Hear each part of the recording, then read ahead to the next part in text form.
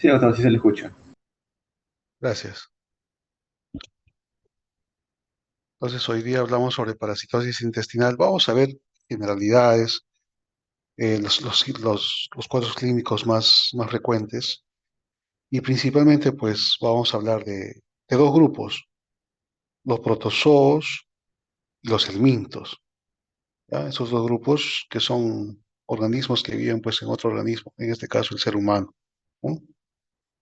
Entonces, a manera de resumen, los helmintos son gusanos elongados, simétricos, de pared corporal cubierta con una cutícula resistente, tienen ventosa y ganchos en sus extremos, que lo vamos a ver más adelante. Y fíjense ustedes, se clasifican a la vez en nemátodos, céstodos y tremátodos, ¿no? Dentro de los nemátodos tenemos el ascaris, por ejemplo, tiene una forma usada, pueden ser ísticos o intestinales, o sea, afectar el tejido. Dentro de los céstodos tenemos, por ejemplo, las tenias, tienen un cuerpo segmentado en proglótides, ¿no? Y dentro de los tremátodos, por ejemplo, tenemos a la fasciolasis, ¿no? Que son hermafroditas, que tienen forma de hoja, por ejemplo.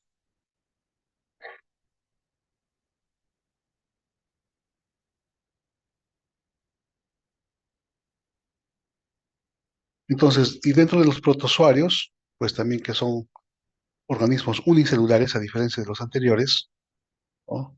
Que de acuerdo a sus organelos de locomoción se van a clasificar en pseudópodos, cilios, flagelos, y así. Pseudópodos, por ejemplo, amebas de vida libre, cilios, el Oryctirium coli, flagelos, trypanosomiasis, leishmaniasis, y otros tipos, el paludismo, el Cryptosporidium, lo que es de clases porozoos. Entonces, lo que vamos a tratar son amebas, Balantidium y Cryptosporidium, por ejemplo. Dentro de los nemátodos, los intestinales, como la clase es de parasitosis intestinal, tenemos principalmente al Ascaris, a la Tritura, al Enterobium, y a lo que son el Ankylostoma y el Necator, que vendrían a ser las uncinarias, y las Strongyloideasis estercorales. Entonces, las cuatro especies más frecuentes o más importantes que constituyen un problema de geohelminthiasis vendrían a ser pues del anchilostoma, la ascariasis, la trichuriasis, ¿no? Y fíjense ustedes que la transmisión de la mayoría de ellos se da a través de los huevos infectivos, excepto del Necator y Strongyloideasis. En este caso tiene que penetrar la piel. En este caso, la persona está descalza, por ejemplo, y el parásito penetra de forma percutánea, ¿no? Ahora, la estrogilidiasis se puede transmitir de persona a persona, al igual que la enterobiasis. La distribución geográfica es global, principalmente en regiones cálidas y húmedas, y la que tiene más años de infestación, o puede ser toda la vida del huésped, es estrongiloidiasis, por ejemplo. Ahora, de acuerdo a su localización, ascariasis más afecta el intestino delgado, yeyuno, lichuriasis más la superficie del colon y ciego, las uncinarias más la mucosa de la porción media y superior del intestino delgado, la estrongiloidiasis, duodeno y yeyuno, y la enterobius vermicularis, pues el ciego, el apéndice y la región perianal.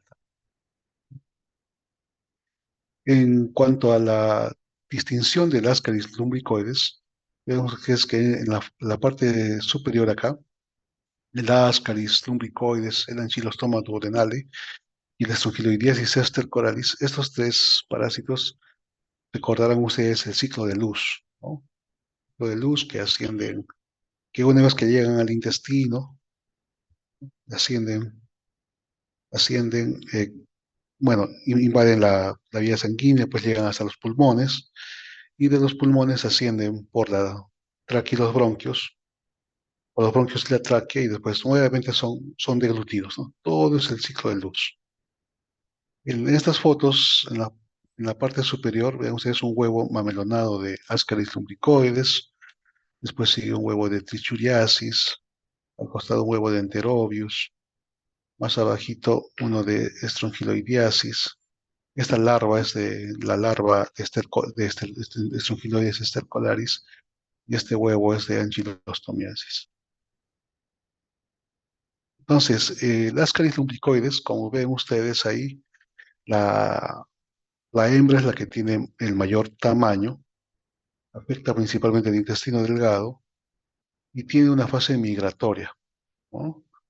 Eh, Tiene una fase migratoria larval a nivel de hígado, a nivel de pulmón, produce una reacción de hipersensibilidad tipo asma bronquial cuando invade la vía bronquial o urticaria, que en este caso puede ser por hipersensibilidad, ¿no? Y en forma retardada puede formar granulomas. Ahora, la fase intestinal, pues una infección aguda se puede decir, produce síntomas gastrointestinales, diarrea, vómito y con el tiempo, pues síndromes de mala nutrición.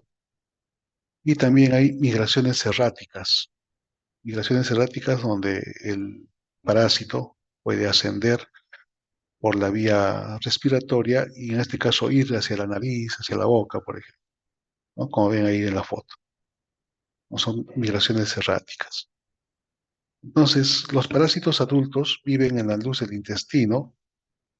A nivel del intestino colocan más o menos 200.000 huevos al día. Los huevos no fertilizados, ¿no?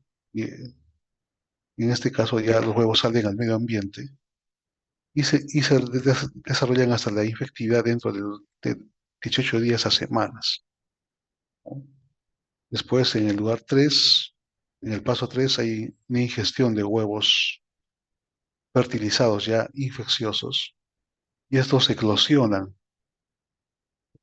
e invaden la mucosa intestinal nuevamente.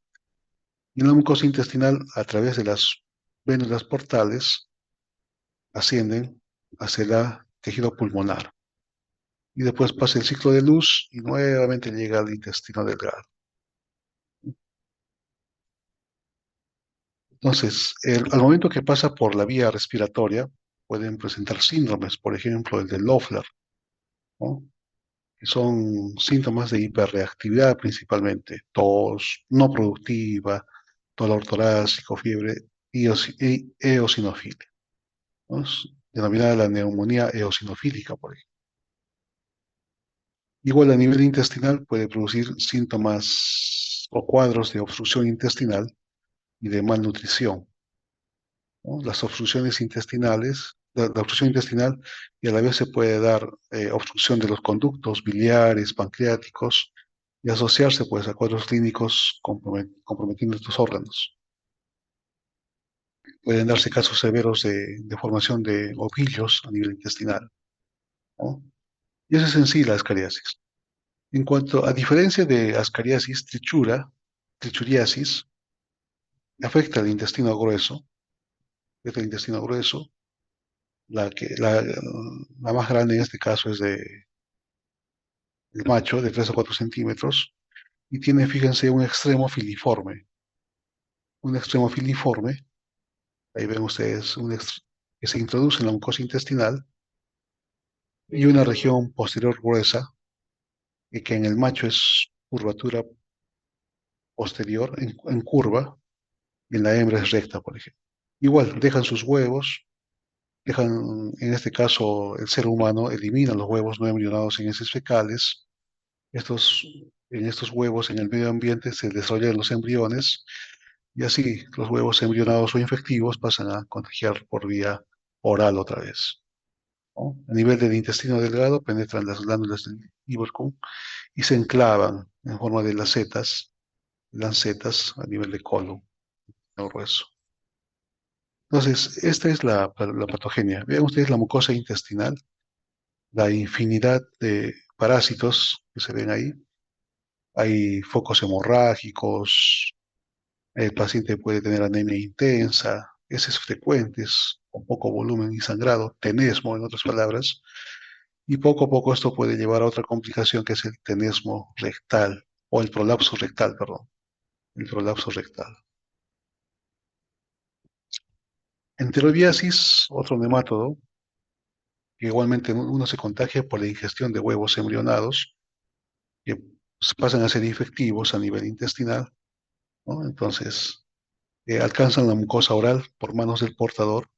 En este caso, enterobiasis también se puede contagiar de persona a persona, ¿no? O por uno mismo. Uno mismo se hace una retroinfección, autoinfección interna, ¿no? Los huevos se depositan, por ejemplo, en la región perianal, de preferencia en la mañana, y estos mismos huevos se pueden deglutir sin querer. Eh, Como ven ustedes, pueden producir prurito perianal, prurito nasal, principalmente en niños, y es uno de los exámenes más frecuentemente realizados a través del test de Graham, por ejemplo, ¿no? Que es la cinta adhesiva que se coloca en el margen perianal y, y se lleva inmediatamente al microscopio para observar. En cuanto a otro tipo de nematodos están las anchilostomas, las uncinarias, ¿no? En este caso, Ancylostoma duodenale y Necator americanos. Los huevos pasan a las heces igualmente y luego de 1 o 2 días eclosionan y viven en los suelos contaminados, ¿no? En los suelos contaminados, en estos suelos se forman las larvas rhabditiformes, que luego de 5 o 10 días pasan a ser larvas filariformes. Y esta es la patogenia, ¿no? Las larvas filariformes sobreviven 3 a 4 semanas y para infectar al ser humano tienen que penetrar la piel. Tienen que penetrar la piel. Luego, pues, a nivel sanguíneo ya alcanzarán los diferentes órganos. ¿En dónde afecta? Mayormente en el yeyuno, donde alcanza su maduración. Igualmente, luego de la penetración de piel, pueden volverse latentes, ¿no? Principalmente latentes. El paciente puede estar asintomático, puede haber unión de anchilostomas al la pared intestinal y producir síntomas inespecíficos, ¿no? Náuseas, dolor abdominal, pueden presentarse casos de de anemia severa, hemorragias digestivas ocultas, y en casos graves pueden haber eosinofilia, desnutrición, una reacción dérmica urticarial, cazón de tierra, lo que llaman, asociada a penetración de larvas filariformes. Y también cumplen el ciclo de luz, ¿no? Causando una neumonía eosinofílica. Semejante patogenia tiene la estrongiloidiasis de penetrar la piel como mecanismo de infección. Entonces, en este caso, la hembra grávida, ¿no? Que es la más infectante, al llegar a la mucosa, pues penetra y ahí deposita sus huevecillos. Estos huevecillos se pueden seguir 2 caminos, ¿no? Son liberadas al medio ambiente, de estrongiloidiasis, y en el medio ambiente se diferencian en larvas radiatiformes, y después en filariformes, o estos huevecillos, ese es uno. Y el otro camino es que estos huevecillos en el intestino grueso se diferencian, ahí se diferencian en larvas rhabditiformes a filariformes.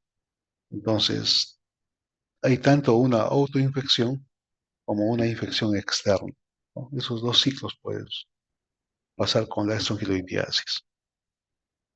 La inmunosupresión, en este caso, eh, más adelante lo veremos, por diabetes puede aumentar esta infección. Acá fíjense, RH significa rhabditiforme y la F significa filariforme, ¿no? Entonces, como las larvas filariformes de estrongiloidiasis, al igual que las uncinarias, penetran la piel, ¿no? Y estos son los factores de riesgo para que esta autoinfestación, como les muestro acá, esta autoinfestación sea más intensa, ¿no? Después de una autoinfección llega la hiperinfección y después de la hiperinfección pasa a ser una estrongiloidiasis diseminada. Pero no todos los pacientes hacen esto. Quienes principalmente pueden hacerlo, los pacientes coinfectados con HTLV 1, los pacientes diabéticos, los pacientes que toman inmunosupresores o corticoides. Acá tenemos también en menor frecuencia pacientes con VIH, neoplasias hematológicas, desnutrición, hipoglobulinemia, receptores de trasplantes, ¿no? Por eso es un screening en el pretrasplante, por ejemplo, es el estudio de heces para el hallazgo de estrongiloidiasis. Y sí, el HTLV pues está muy bien descrito y asociado a estrongiloidiasis diseminada. Entonces, hay una autoinfección, como mencionamos, después hay una hiperinfección, ¿no? Donde se hace más intensa esta fase, y más adelante la infección diseminada. En la infección diseminada ya el parásito se puede encontrar en piel, en esputo, en secreción abdominal, por ejemplo, ¿no? Tranquilamente podemos pedirle un examen de esputo al paciente y encontrar larvas, o puede haber neumonía eosinofílica también. Un minutito, por favor.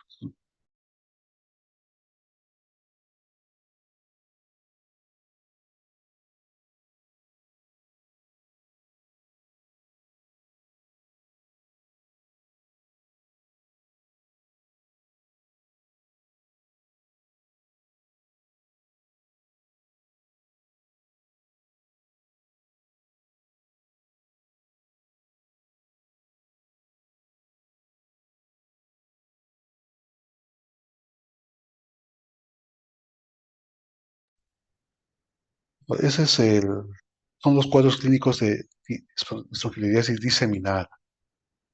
Ahora, en este contexto de la diseminación se pueden producir complicaciones o sobreinfecciones bacterianas, ¿no? Por ejemplo, abscesos abdominales, bacteriemias, hasta meningitis, ¿no? Por bacterias gram negativas o gram positivas. Como ven ustedes ahí. El diagnóstico de los helmintos generalmente se hace por estudio de heces, ¿no? Estrongiloidiasis también se puede hacer estudio de serología. Enterobius verbicularis, el test de Graham, ¿no? Examen directo, por ejemplo, ¿no? Pero principalmente el examen de heces. El tratamiento, fíjense, en la mayoría de patologías es el albendazol como dosis única, o se puede dar 3 dosis o repetir a la semana. La diferencia está en estrongiloidiasis. Aquí la ivermectina se puede usar en 2 días seguidos, o en casos de diseminación o hiperinfestación, el tiempo varía de 7 a 12 días o quizás más hasta obtener una respuesta terapéutica con exámenes parasitológicos negativos. Entonces, vamos a echar mano al vendasol. En los éstodos intestinales y tisulares tenemos, por ejemplo, a Taenia-hexaginata, Taenia-solium, y cisticercosis, Echinococcus granulosus y aminolepiasis, ¿no? Entonces, igual, céstodos en el huésped primario, en este caso el cerdo, ¿no? Elimina los huevos y se deposita en el suelo. Y estos igualmente son ingeridos por huéspedes intermediarios. En este caso puede ser el ganado vacuno o el ganado porcino, ¿no? Para luego irse al huésped definitivo, que es el ser humano. Entonces, igualmente tenemos acá las tenias intestinales, que son todas estas, excepto Echinococcus. Echinococcus viene a ser una tenia hística, por eso que forman los quistes ciatídicos, ¿no? A nivel hepático o pulmonar. Todos ellos afectan la luz intestinal. Todos ellos, la mayoría tiene ganchos o ventosas en su extremo anterior, por ejemplo, ¿no? Su nombre tienen otros nombres comunes, por ejemplo, el Diphyllobotrium es la tenia del pescado, La Amilolepsis nana, la Taenia nana, la Taenia saginata, la Taenia del ganado vacuno, la Taenia solium, la Taenia del ganado porcino. Sí.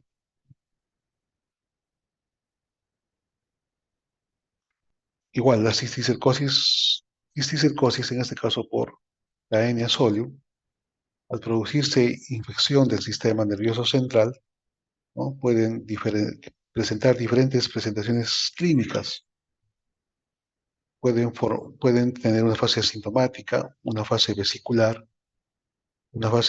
coloidal, una fase granulomatosa y una fase calcificada. Entonces, la fase vesicular y vesicular coloidal tienen una reacción inflamatoria intensa que requiere tratamiento. Mientras tanto, la fase granulomatosa y calcificada ya son... Un momentito, por favor.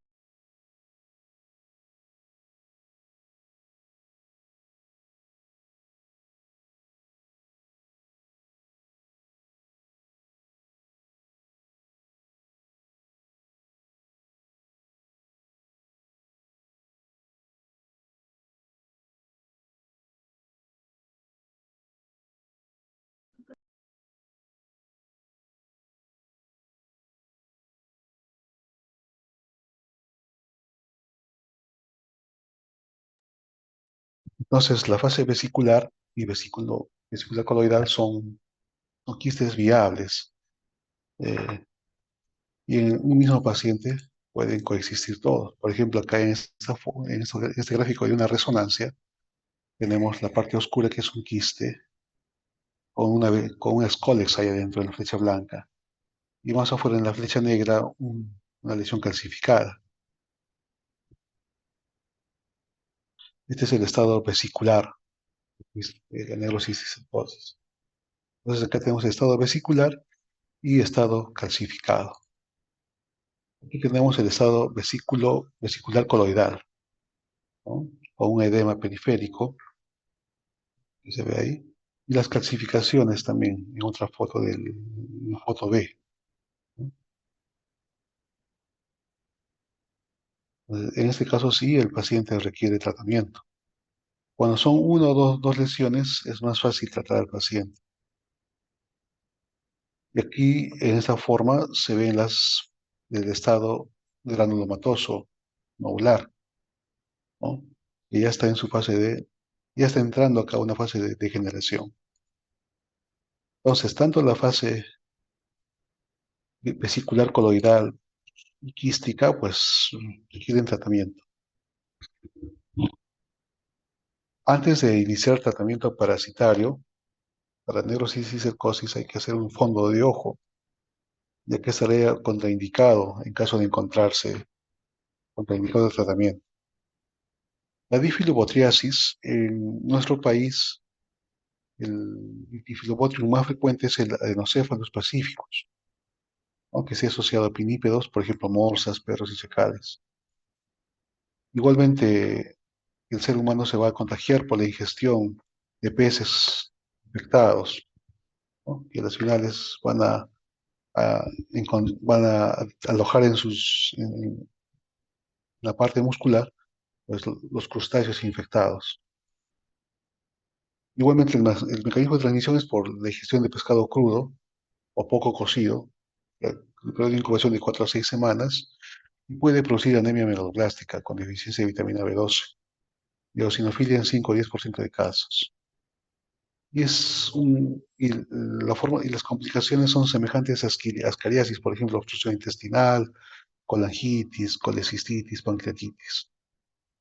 Y la imenolipiasis, pues, es la etnia más pequeña que hay. Vean ustedes acá sus ventosas, la corona de ganchos, y en el cuerpo están las proglótides, que tienen en su interior los diferentes huevos.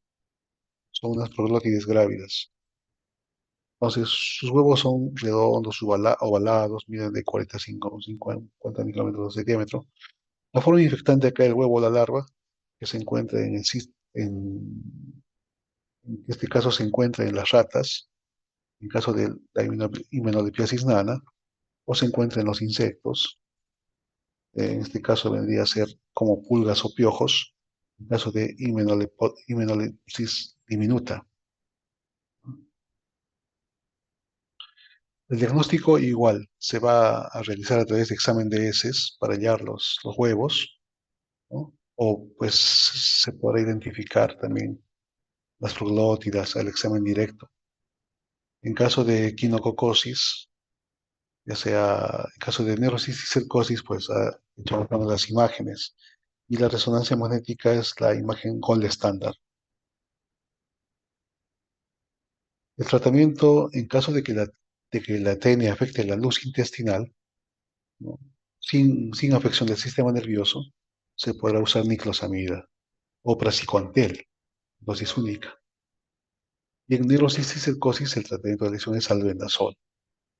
Albendazol en caso de que las lesiones sean mínimas, una o dos lesiones en las fases, en los estados viables. En caso de que sean más lesiones, ¿no? Hasta quizá 20, menos de 50 lesiones, se podrán usar praziquantel. Y acá un punto importante, antes de iniciar el tratamiento con albendazol o praziquantel o ambos, el caso lo requiere, se iniciará corticoides unos 5 días previos al tratamiento. En la inmunolepsis, el praziquantel es el tratamiento de elección y en el difilobodrium también el praziquantel es el tratamiento de elección. Ahora pasamos a los tremátodos. Tremátodos, el parásito que más representa este grupo es la fasciola hepática, junto con el Paragonimus westermani, ¿no? En este caso, pues la fasciola hepática, el huésped intermediario es el caracol, hermafrodita linnaeído, y el huésped definitivo, las ovejas, vacas, cabras y humanos. Aquí, por ejemplo, a través de las heces, se va a contaminar las verduras que crecen al ras del suelo. Ejemplo, berros, alfalfa, lechugas y el agua contaminada. Y la fasciola hepática tiene, pues, como su nombre mismo lo dice, un tropismo por la vía biliar y el hígado, causando síntomas de obstrucción biliar, ictericia, hepatitis, por ejemplo, ¿no? Aquí vemos de que, en este caso, la ingestión de metacercarias, estas metacercarias se diferencian inicialmente en los miracidios que penetran el caracol. Estas metacercarias pues alcanzan el duodeno, eh, por la contaminación o el consumo de berros o alfalfa, por ejemplo. Tiene una fase aguda, la fasciolosis hepática, que se caracteriza por una fase de hepatitis o colangitis, ¿no? Con dolor en hipocondrio derecho. Aquí la característica es la eosinofilia. Eosinofilia. Como ustedes ven, una litiasis simple vesicular no cursa con eosinofilia, ¿no? Entonces, si cursara, pues hay que nos llama la atención, ¿no? Dolor, fiebre y eosinofilia. Y una fase crónica ya más de vías biliares, donde hay una obstrucción de vías biliares por los parásitos, condicionando estenosis, dilatación y eventualmente ulceración de las vías biliares. En la fase crónica, como hay ascenso de los parásitos, pueden inclusive ocasionar ruptura de la cláusula de Gleason y causar hematomas hepáticos. Como complicación, el paciente se puede descompensar, ¿no? Un shock hipovolémico, por ejemplo. El diagnóstico para trematodos es el FAS2 de LISA, es el examen de elección. Tiene una buena sensibilidad del 92%. Eso sí se hace en la práctica privada. En hospital no contamos con este examen. Y el tratamiento es el triclavendazol. Triclavendazol a 10 miligramos por kilogramo, por 1 o 2 días, ¿no? Y resulta casi en el 100% de formas inmaduras y adultas. Otra alternativa que también usamos es la nitazoxanida. nitazoxanida. Y en cuanto a protozoos intestinales, ya pasando a los protozoarios, ¿no? Como hemos visto, la clasificación inicial pueden clasificarse de acuerdo a su movimiento en sarcodinos, mastigóforos, cilióforos y esporozoos, ¿no? Entonces, en amebas del tracto digestivo tenemos las amebiasis. Acá, principalmente, el trofozoito es la forma más infectante, ¿no? El trofozoito. En Tamoeba histolítica, esta especie histolítica es la más patógena para el ser humano. Y existen otras menos patógenas como el Tamoeba dispar, por ejemplo. La Tamoeba histolítica pues se caracteriza por la eritrofagocitosis, ¿no? Eritrofagocitosis. Acá se ven los quistes de Tamoeba histolítica, en un examen concentrado de heces. Igualmente en Tamoeba histolítica con sus núcleos y cuerpos cromatoides, ¿no? Habitan en el lumen y en la pared o en ambos lugares del colon. Es por esta razón que su clínica es una disentería, ¿no? La disentería amebiana. Los trofozoitos son liberados en las heces, en el contenido fecal, y muchas veces pues está asociado a sangrado intestinal. ¿Cuál es la parte de la diarrea o la diarrea disenteriforme? Pues el absceso hepático es otra complicación, ¿no? El absceso hepático. Entonces, la forma infectante es el quiste, ya que es capaz de resistir a la cloración del agua y las condiciones ambientales, ¿no? Ahora, a nivel intestinal, como hay una invasión de este protozoo, hay una eritrofagocitosis y a través de la producción de colagenasa y una proteína citotóxica pueden producir reacciones inflamatorias y úlceras. Estas úlceras típicamente llamadas cuello, cuello de botella o botón de camisa, ¿no? En estas lesiones hay inflamación aguda. Los lugares más afectados son el ciego, el colon ascendente, el recto sigmoides y apéndice, ¿no? Acá se ve, por ejemplo, en esta foto histológica, la, la lesión de botón de camisa, ¿no? Y las úlceras ahí que ven en la colonoscopia. En tamoides histolítica, pues la ingestión de quistes maduros, ¿no? Los trofozoitos que son eliminados por las heces pasan al medio ambiente donde se van a diferenciar en quistes. Entonces, el absceso hepático es una de las complicaciones y también la peritonitis, sepsis, llegando a una tasa de mortalidad de colitis de un 3%, ¿no? Hemorragia masiva, hemorragia digestiva baja. Y el absceso hepático, pues, es de localización más frecuente en el lóbulo derecho y por lo general el absceso es único. La biopsia hepática muestra una inflamación periportal inespecífica. Los signos patológicos más llamativos son la existencia de hepatomegalia y una lesión focal. Entonces, al momento de hacer un drenaje de estos abscesos, lo que se puede encontrar es un material chocolatado o en pasta de anchoas. En este material o en esta secreción purulenta chocolatada, pues es muy difícil encontrar la ameba. Estas se pueden localizar a nivel de las paredes, el absceso. Vean ustedes ahí el absceso único, que es más frecuente, que también pueden ser múltiples, ¿no? Pueden asemejarse a unos quistes, lesiones quísticas.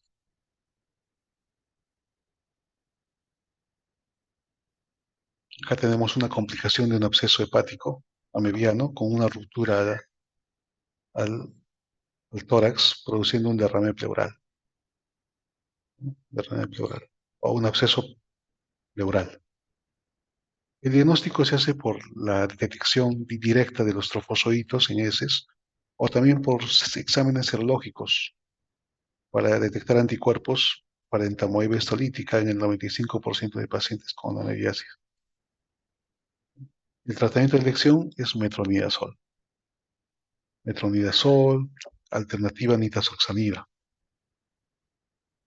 Sí se me escucha, ¿no? Sí, doctor, sí se le escucha. Sí, Gracias. doctor. En cuanto a los que son los flagelados, que son los otra clasificación, tenemos a la giardia, giardiasis duodenalis.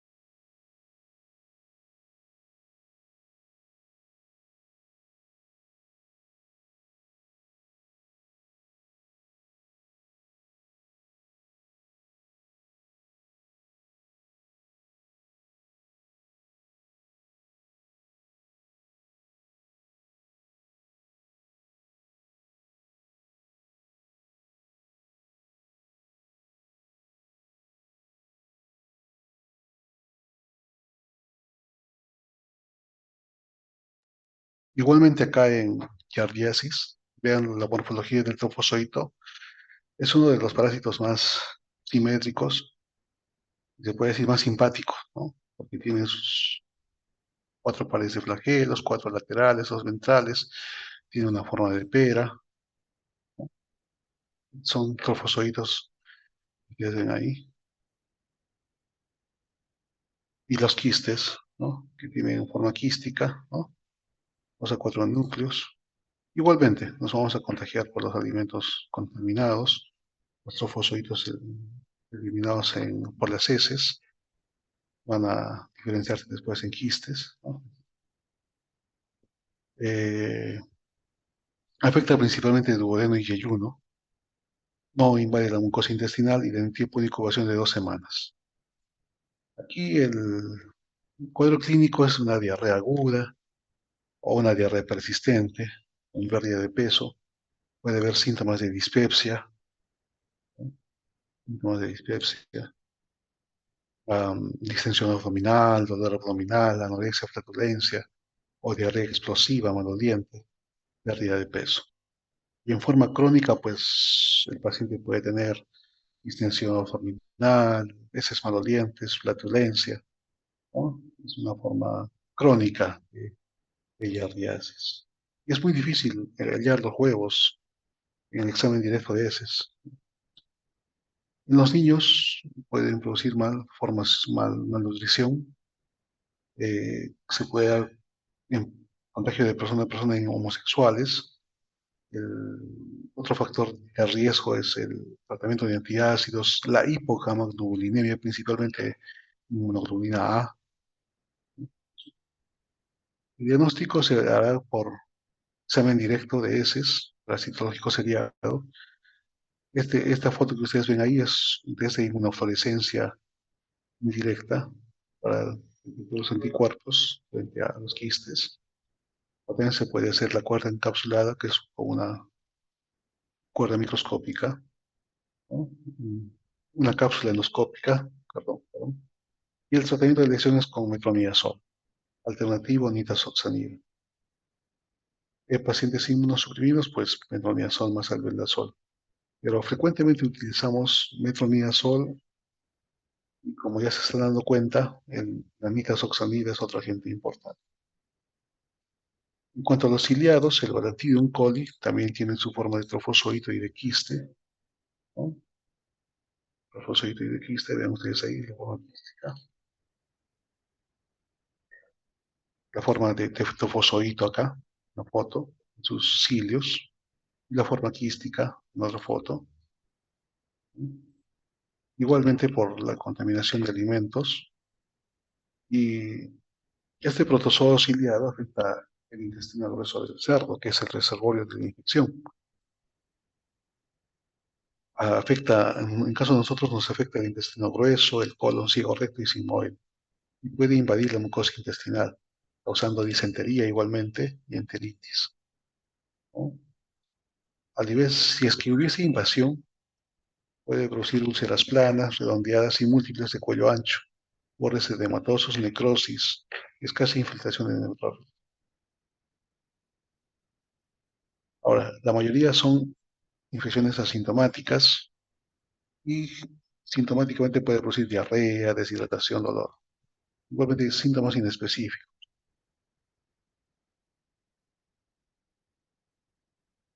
Puede haber, puede haber estreñimiento, diarrea, moco con sangre en las deposiciones, una colitis crónica. En este caso, el Palantidium también puede atravesar la pared intestinal y producir peritonitis, alcanzar pulmón, puede hígado y ganglios mesentéricos y apéndice. Igualmente haremos exámenes de heces, examen de parasitológico directo. En heces líquidas se observa el trofozoito, ¿no? Se reconoce por ser el protozoario de mayor tamaño y por su movimiento. Puede hacerse también raspados de úlcera en la endoscopía o colonoscopía y se pueden utilizar otro tipo de exámenes directos de heces, como la técnica de Berman, por ejemplo, IFI y cultivos. Aquí el tratamiento de elección también puede ser metronidazol o tetraciclinas. Y ya acabando la clase de parasitosis, vamos a echar mano a las coccidias. Principalmente son tres, bueno, hay cuatro, pero las que yo soy más por patogenicidad son tres: Cystoisospora, Cyclospora cayetanensis y Cryptosporidium. Cystoisospora belli, la demostración microscópica se hace como observando quistes grandes de forma típica y también, como vean ustedes en la foto ahí, por microscopía ultravioleta. Pero ¿qué tenemos en nuestro medio? Tenemos la tinción de Barr modificada. Es una tinción de Ziel-Nielsen, así como para tuberculosis, y se pueden observar los quistes, los ooquistes de Cystisus praevei. Igualmente, estudios moleculares como PCR también se podría hacer. El tratamiento acá es sulfamethoxazol. Y y el paciente inmunosuprimido VIH en estadio SIDA, pues las coccidias son enfermedades definitorias de SIDA, ¿no? Y el tratamiento se hará con sulfas igualmente. La diferencia es que es a más dosis y más tiempo, hasta 3 a 4 semanas, por ejemplo. Otras alternativas, la ciprofloxacin. En este caso, el sulfamethoxazol es el tratamiento de elección. La ciclospora cayetanensis, que también, al igual que la anterior, puede producir diarrea crónica, acuosa de gravedad variable, disentería y síntomas abdominales. El paciente puede tener diarrea abundante todos los días, 10 cámaras, 20 cámaras por día, por ejemplo, ¿no? Igualmente se va a tratar, igualmente el examen se hace por microscopía directa, inmunofluorescencia o la tinción de Barr modificada. Tinción de Barr modificada. El tratamiento igualmente es con sulfamethoxazol en pacientes VIH 3 veces al día durante 3 a 4 semanas. Y el último es el Cryptosporidium. El más frecuente patogénico por el hombre es el parvum seguido de hominis, ¿no? Aquí el paciente inmunosuprimido puede tener complicaciones más graves de malabsorción, emaciación. Los pacientes pueden llegar a caquéticos con baja de peso importante. Igual la diarrea es significativa. La tinción de Barr modificada es el examen que más usamos en el hospital. Claro, pueden haber inmunofluorescencia indirecta, microscopía, métodos moleculares de diagnóstico. Y si no hay un tratamiento de elección, en el paciente inmunocompetente se podrá dar nitazoxanida, pero en el paciente VIH positivo la terapia antirretroviral es el mejor tratamiento, la terapia antirretroviral. Y un régimen alternativo es la nitazoxanida. Y pues sí, a la vez que damos tratamiento antirretroviral, también iniciamos nitazoxanida. A medida que el paciente mejore sus defensas en el tiempo, también mejorará su cuadro sus defensas para combatir a la nitrosoxamina. Y aparte de las coccidias hay otro grupo que son las microsporidias.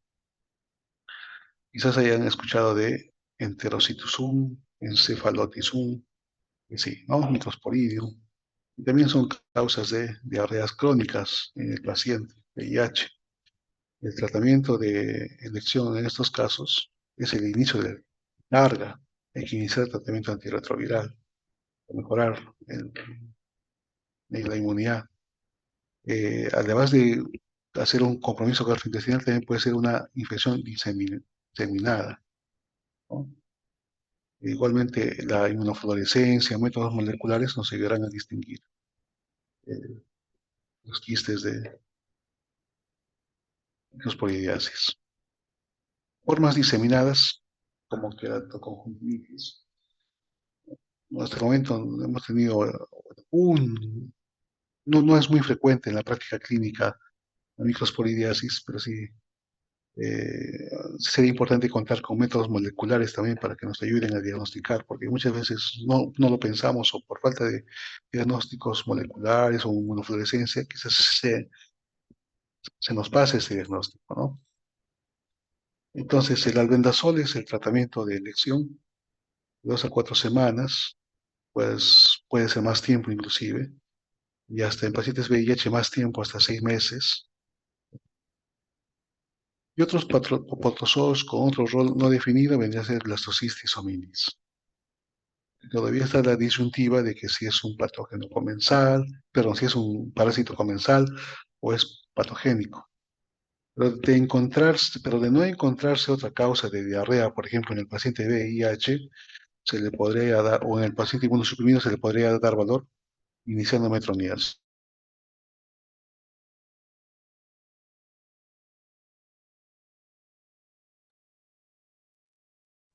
Entonces, ya acabando la clase, estas vendrían a ser la forma de contagio de blastocistitis a través de la transmisión fecal oral. Muy bien, no sé si hasta aquí. Ese es un panorama general de las infecciones intestinales. No sé si tienen alguna pregunta hasta aquí, algún comentario para escucharlos. A ver.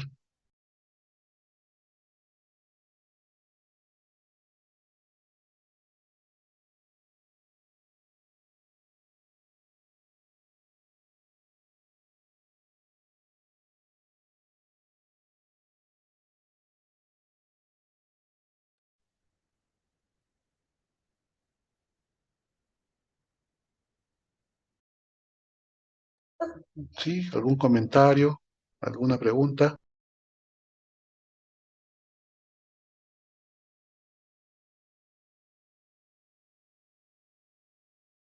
Todo claro, doctor.